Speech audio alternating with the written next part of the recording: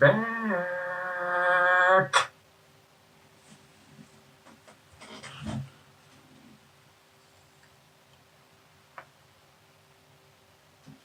And what better way to return to the quagmire that is YouTube than by jumping on a trend like several weeks, if not a few months late. Today, I'm going to be completing a tier list for one of my favorite games at the moment, Apex Legends. But I'm not going to be ranking the legends themselves, sorry to my thick boys, but instead I'm going to be ranking the weapons in Apex Legends. So without further ado, let's get this going. Alright, let's pull up the thing here. Come on.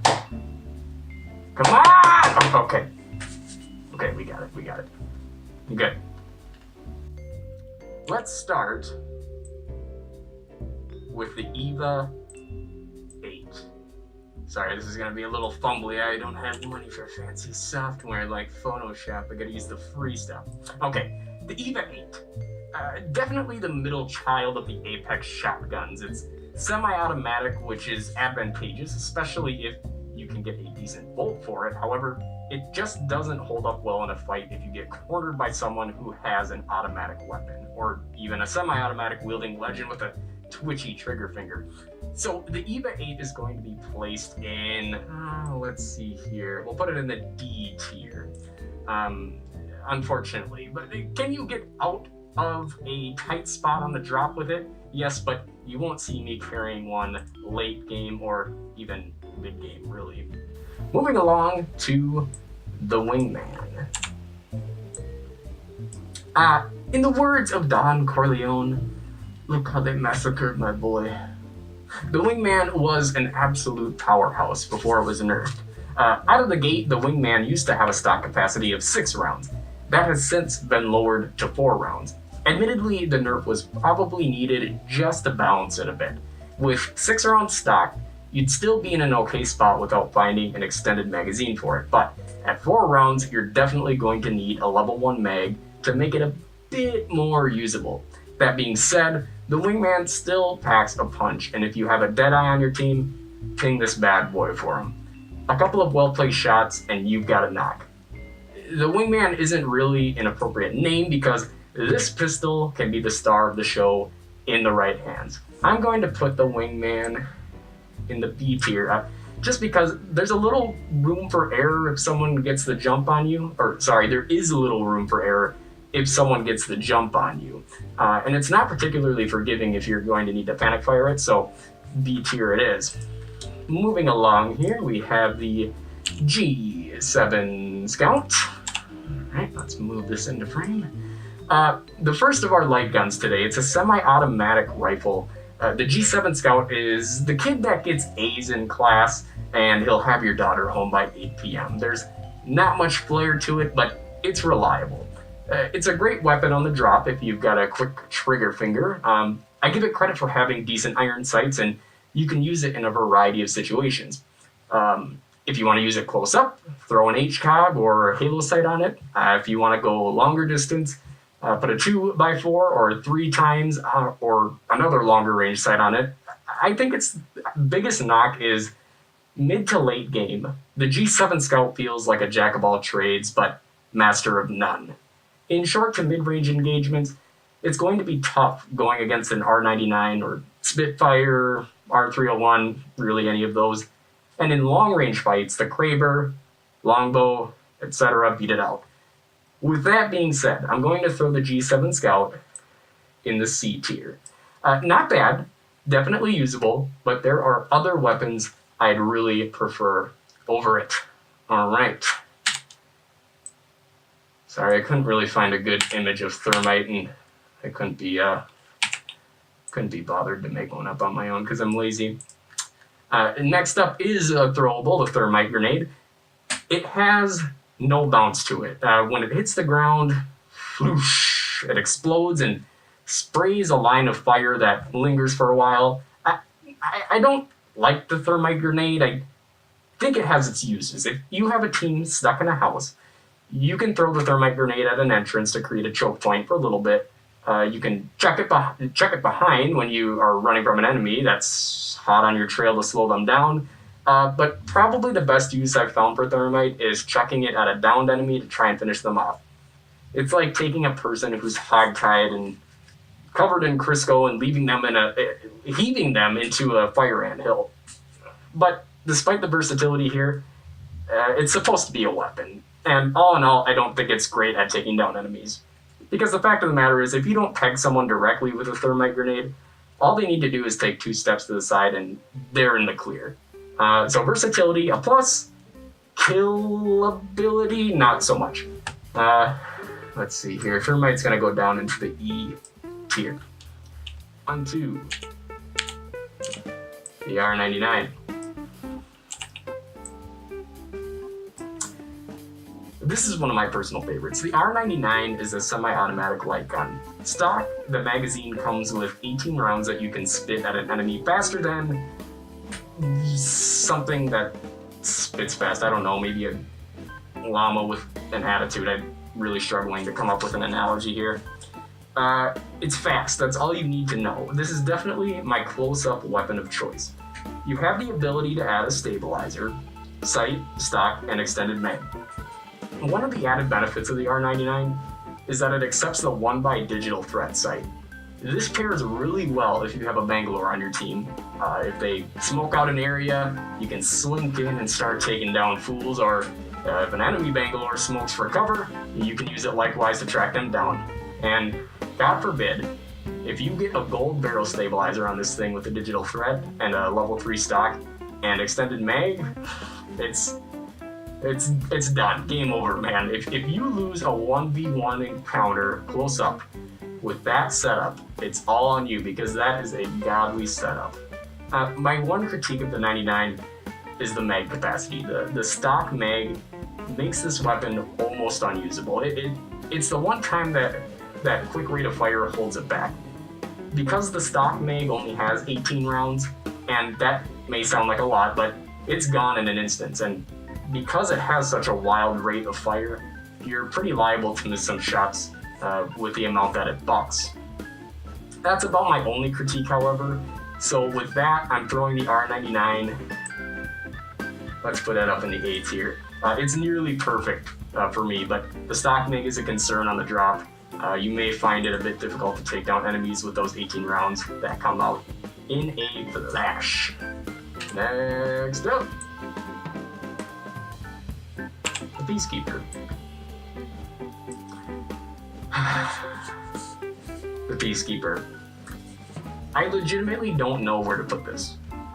My relationship with this weapon is, well, the Peacekeeper is like that crazy ex who randomly professes their undying love for you and then turns around and slashes your tires because the cute checkout girl at the grocery store said, "Have a nice day" to you. The Peacekeeper is a shotgun, 6 shells, and if you can land your shots with this thing, it is absolutely deadly.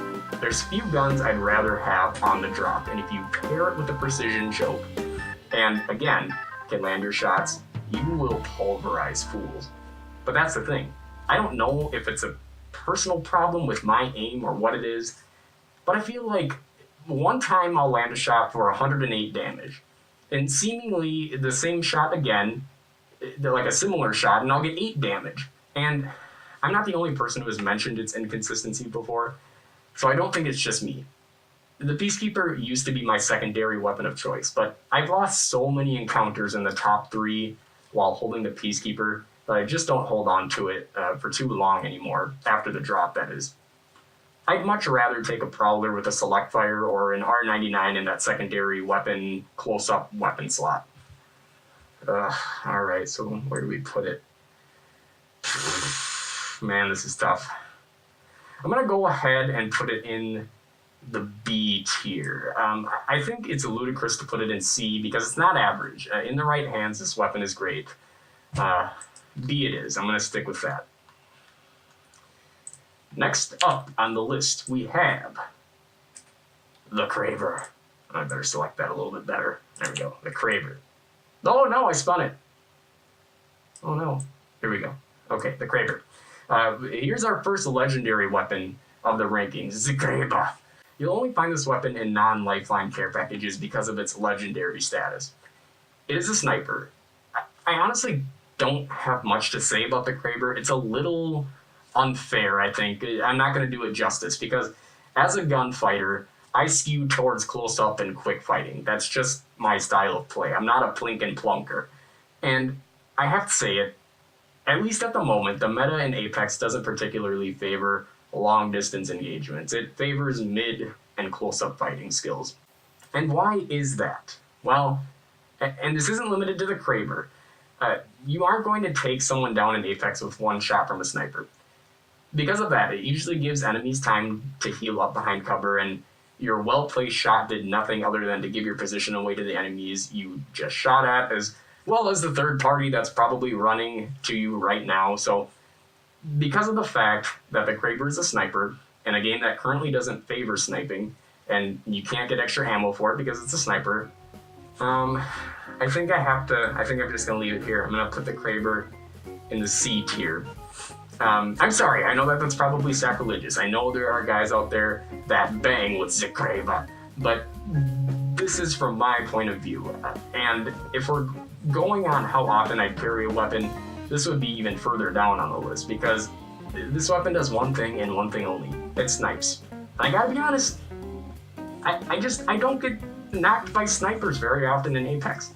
And that includes guys carrying Krabers. So I think C is the highest I can realistically go on this one. The Flatline. I really gotta think of a better way to do this. This will probably be my last tier list ever. I hate the Flatline. I'm sorry, I really do. Why do I hate the Flatline though? One, you can't put a barrel stabilizer on it, and it does quite a bit of bucking.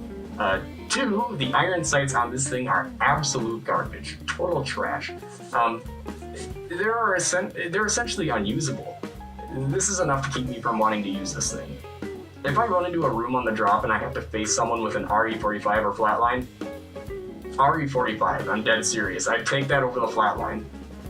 The one redeeming quality of the Flatline is that you can toggle from full auto over to semi, but really that doesn't save it in my opinion. Not much else to say on the Flatline, so I'm gonna throw it down next to the Thermite here in the E tier. Sorry, Flatline. This is going to be our first energy-based weapon of the day, the Devotion.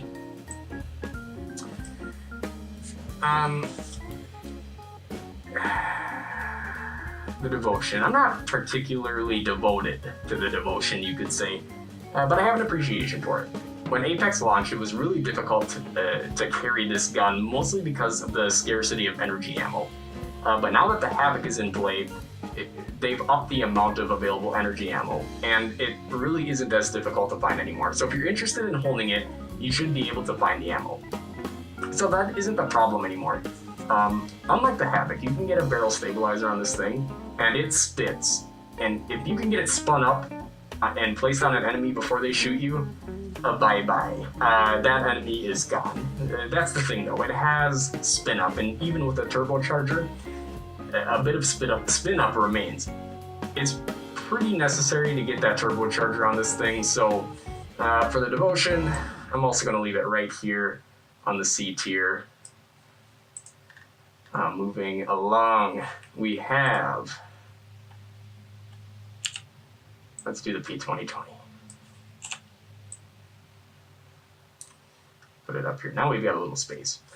What is there really to say about this thing? Even against unshielded enemies, this thing is difficult to get knocks with. If you look up the definition of pea shooter in the dictionary, an image of a P2020 is not so lovingly placed next to it.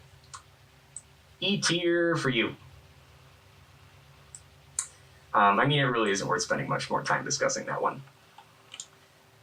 The Arc Star.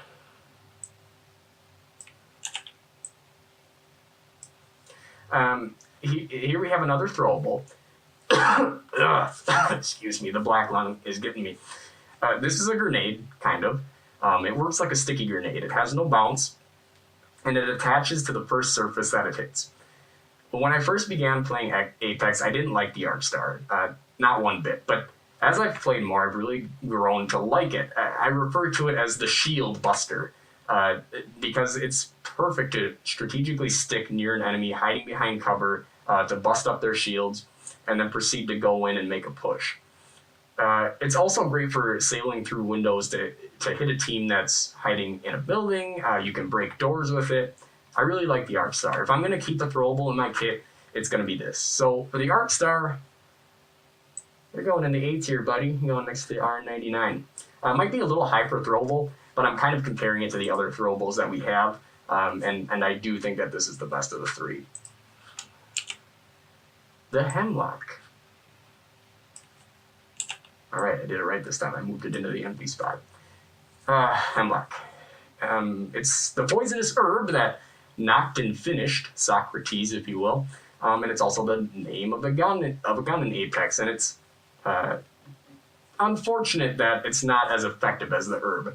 The Hemlock is a heavy weapon that can switch between semi-auto and 3-round burst. I just don't have much luck with this weapon. In a close encounter, you're at a disadvantage if you're facing someone with an automatic weapon, period. The 3-round is putting you at a disadvantage. And if you switch to a semi-automatic for range, there's a litany of weapons I'd rather have at range. The Scout, Longbow, even Zakeba. And it doesn't help that the iron sights have the closed ring top on it, which makes it difficult to see what the hell you're even shooting at. So for that, I'm going to have to put the Hemlock in the D tier. Moving along, we have the R301. This is, in my opinion, far and away the best weapon in Apex, period. There isn't another weapon that even comes close to it. Nearly every game I've won, I've had this rifle. Let me explain why this thing is so money. First, this thing is very let me try that again. First, this thing is very serviceable stock without anything on it. The iron sights are the best in the game, so if you don't have a sight attached right away, you'll be just fine. Without a stock and stabilizer, it is still incredibly stable to shoot. The fire rate is fast enough to take down enemies, but not fast enough that stability becomes an issue, and the stock magazine has 18 rounds. It doesn't seem like a lot, but because the base stability is so reasonable, you still have a good chance of getting a knock, even against shielded enemies. So the 301, just base, without attachments, is fantastic. Ignore the fact if you find a decent stabilizer and stock for this gun. The gun just doesn't move when you shoot. On top of this, you can switch between single and automatic fire. It isn't going to have the stopping power of a longbow, but you can still inflict a decent amount of damage long range on the semi-auto firing mode. Additionally, this is a light gun, so you aren't going to have issues finding ammunition for this gun. This is by far the weapon I'd recommend most in Apex. And because of that, my boy is going in the S tier. Our first one in the S tier. Moving on to the Prowler. Ooh, had a little squeak there. Prowler. The Prowler is a heavy submachine gun. Stock, the Prowler, keep saying stock and it sounds all muffly. Stock, and I don't mean like the stock here. Stock is in nothing on it. Stock, the Prowler has a 5 burst shot, which is wildly inaccurate at range, but a select fire hop-up allows you to toggle to full automatic.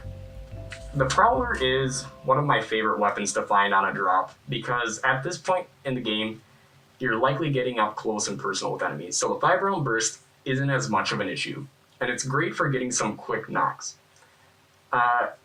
It is a weapon that I like to carry late game with a major caveat. You need that select fire on it. Otherwise, if you come up against a close quarters fight with someone who has a level 3 magged R99, you're probably going to be outmatched with a 5-round burst. And mid to long range with a 5-round burst, you're going to have a bad time. But with the select fire, it's very comparable to the R99. So because of its dependency of needing that hop up to be truly great, I'm going to put the Prowler in the B tier. Still a very good gun, but you need to get that hop up. The triple take, I put those really close to each other. Triple take. It's the only energy-based sniper weapon in the game. Trigger pull will send out a blast of 3 energy rounds, and you can definitely tell when someone is trying to plug you with one because of the distinct fireworks being accidentally fired in your general direction sound that it makes. The triple take can accept the choke hop up to tighten the spread of those 3 rounds. The triple take isn't a weapon I tend to carry very often, mostly because of what I mentioned with sniping not being particularly prominent in the Apex meta at the moment. And as a sniper without a hop up, I find it's not a very effective sniper because of the spread, and because you'll have a difficult time knocking enemies at a distance without the hop up. It just serves to give your position away. Weirdly enough, I actually don't mind finding the triple take on the drop, because if you're patient, you can do some massive close range damage with the iron sights, which are pretty conducive to this. I actually like the iron sights on this. Of course, if you have a dead eye on your team and you can get this choked, it's certainly not bad. I'm going to put it in the C tier. I know I just talked it down quite a bit, but I do want to acknowledge it's deadly in the right hands. And the sound effect is ridiculous. I love it. There's nothing like having your squad panic because 4th of July mortar shells are being launched your way. I think the C tier is good. The alternator. The alternator is a light weapon with automatic dual alternating barrels, hence the name. It's certainly not something you're going to see people carrying late game unless it's a desperation move. Its use is really relegated to the drop. It can accept all of the standard attachments. The iron sights aren't terrible. I mean, they have the open top, which is nice. It's similar in design to the flat iron sights, which are atrocious, but for whatever reason, these ones I have a little bit easier time using. I think it might be because they kind of go up at a point a little bit more, whereas the flat line just kind of goes straight across. I don't think much more needs to be said. It's not very good. Grab it on the drop and work on replacing it immediately. I'll put it in the D tier. Our last throwable on the list. The good old frag grenade. The standard frag grenade is like the meat and potatoes throwable of most first-person shooters, and I think that holds true in Apex. I don't think it needs much explanation. You throw it, it's going to unpredictably roll around and then explode. The fact that it does roll can sometimes be of benefit because it causes chaos for enemy squads when it takes a good roll towards them, but the counter to that, it can sometimes get a little overzealous and roll right past them. As far as I know, you can't cook the frag, unless I'm just stupid and don't know that. If you could cook it, I think it would shoot up the list. I think it has a 4-second fuse time, which means if you want it to explode closer on impact, you have to try to correct your arc and send it higher, which means you're having to do math while being shot at. It's just not a good situation to be in. I forgot to mention it can blow doors down like the arc star. But again, because it doesn't stick, sometimes this is a little bit difficult to pull off from a distance. I'm going to put the frag grenade in the C tier. Definitely an advantage for your team to be carrying a healthy supply of throwables, and I would certainly carry frags over thermite grenades. Our last remaining sniper weapon on the list, the longbow DMR. I think the longbow is probably the best all-around true sniper weapon in Apex so far. It's semi-automatic, it's a heavy weapon, and it can accept the Skull Piercer hop-up along with the wingman to improve that headshot damage. I don't want to rehash any further that sniping isn't very strong in Apex right now. It's the sniper I've had the most success with when I'm being pigeonholed into carrying it. And I have played with some sharpshooters who have been successful with getting knocks with it. I'm gonna put it in the B tier. Like I said, I think B might be a little bit high just because of the meta right now, but I think it is the best of the snipers. That might be heresy to fans of Zakeba, but I think that it would maybe be even higher if the damage output for snipers is increased in the future. But I think B is fair considering the current state of sniping. On to another heavy weapon, the Spitfire. The Spitfire, it's a machine gun that comes with a stock magazine of 35 rounds, which can be upgraded to 55 rounds with a level 3 mag. The Spitfire is the best beginner's weapon in my opinion.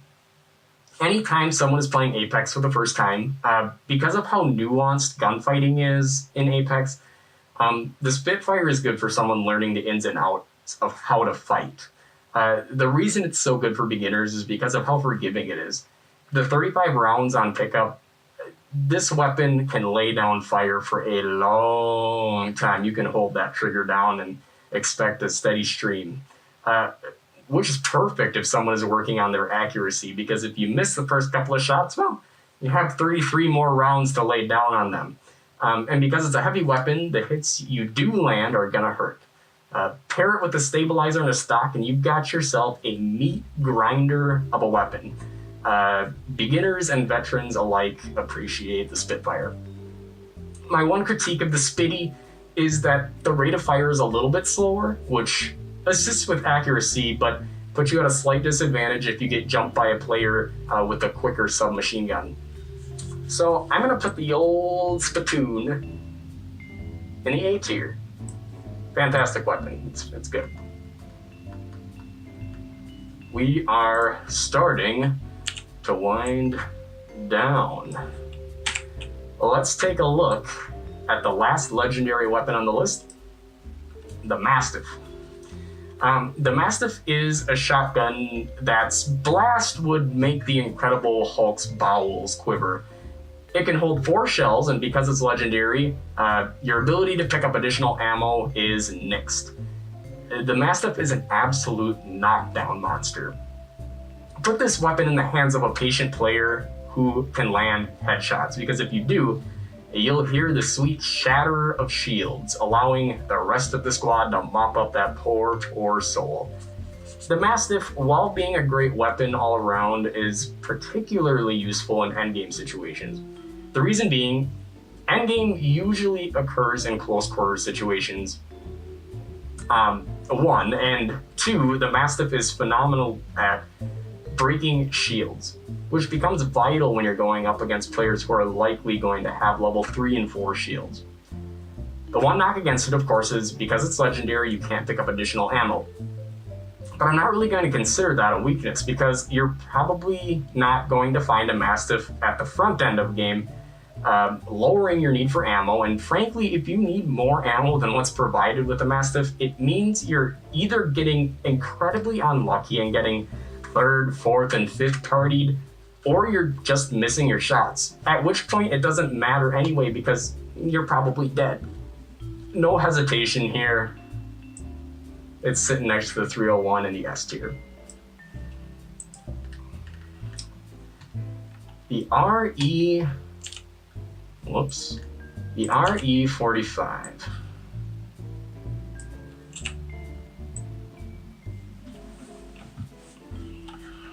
There we go. I had to readjust there. We're moving from an earth-moving force onto a pea shooter. The RE45 is an automatic light pistol. I know this is going to be an unpopular opinion, but I'd take an RE45 over an alternator any day of the week. It still accepts a clip extension and stabilizer, has a great rate of fire, and has one of my favorite iron sights. Of course, I'm not suggesting this is something that you should carry long-term, of course. Look to replace the 45 as soon as you can, but this is perhaps one of the best lower-tier drop weapons you can find. If I had a nickel for every time the 45 got me out of a bind on the drop, I'd have well, a lot of nickels, I guess. So yeah, I'm going to put the 45 in the C tier. I'm acknowledging that it's not good to carry mid to late game, but it rocks on the drop. The Havoc. The Havoc is an energy-based assault rifle with a magazine capacity of 32 rounds. It can't accept a barrel stabilizer, but does accept the turbocharger hop-up. Similarly to the Devotion, the Havoc has a spin-up before reaching its full fire rate. I have recently had a love affair with the Havoc, especially since it was buffed to increase the mag size. I think it used to be at 25 and now it's at 32. I really think that it's up there with the R99 as one of the great close quarters weapons. Let's go down the list of why it's so great. The iron sights are very serviceable. It's not a huge deal if I can't find a sight for it. I'm fine with carrying the Havoc without a sight for the entire game. The spin-up isn't a huge deal if you can time things correctly, i.e. Start spinning it up behind cover before peeking to shoot. Obviously, you can't do that if you get surprised, but if you're making the jump on an enemy, you have that opportunity to spin up first. If you do find a turbocharger, this thing spits. You will melt people like Frosty the Snowman sitting in a sauna in the Sahara Desert.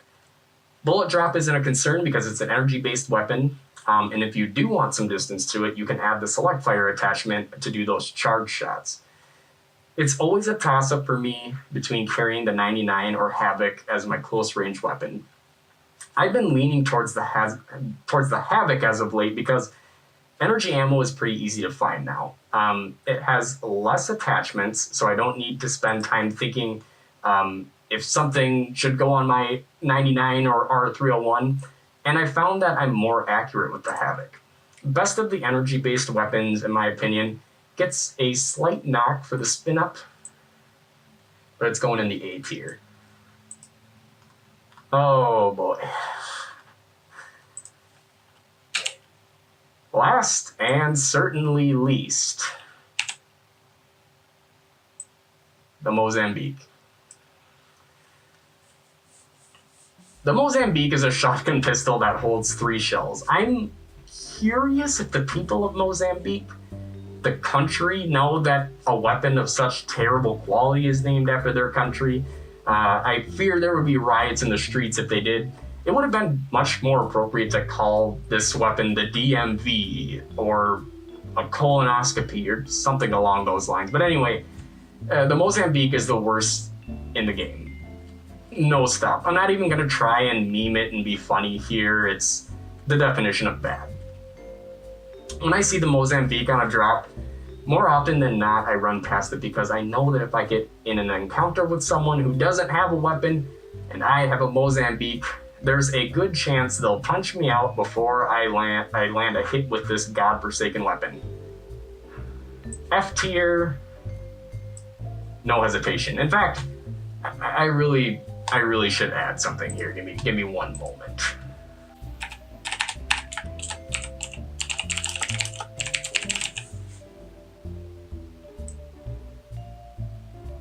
There, that's how much I hate the Mozambique. So that's the tier list. Happy with how it turned out. I think it, you know, of course this is my opinion, but you know, the way we have it set up here, you have a lot of guns in that mid spot and then not as many on the top and bottom. I mean, it looks like a nice bell curve, which to me is a testament to how well balanced the people who are at Respawn is working on, you know, the balancing of the weapons. So good job on their part. I think that the weapons in Apex are really well balanced. You've got that nice curve there. So I had a lot of fun making this. I put a couple $100 into Apex so far, and there'll probably be a couple hundred more, assuming the Season 2 Battle Pass is an improvement on the hot pile of garbage that is the Season 1 Pass, but that's a topic for another video. Anyway, what do you think of my tier list? I'd like to hear about some of the items you disagree with. Let me know in the comment section down below. As always, keep things respectful. I like hearing from people even when they disagree with me. It's good to see things from other people's point of view. And with that, I remind you to always stay cynical. Bye now.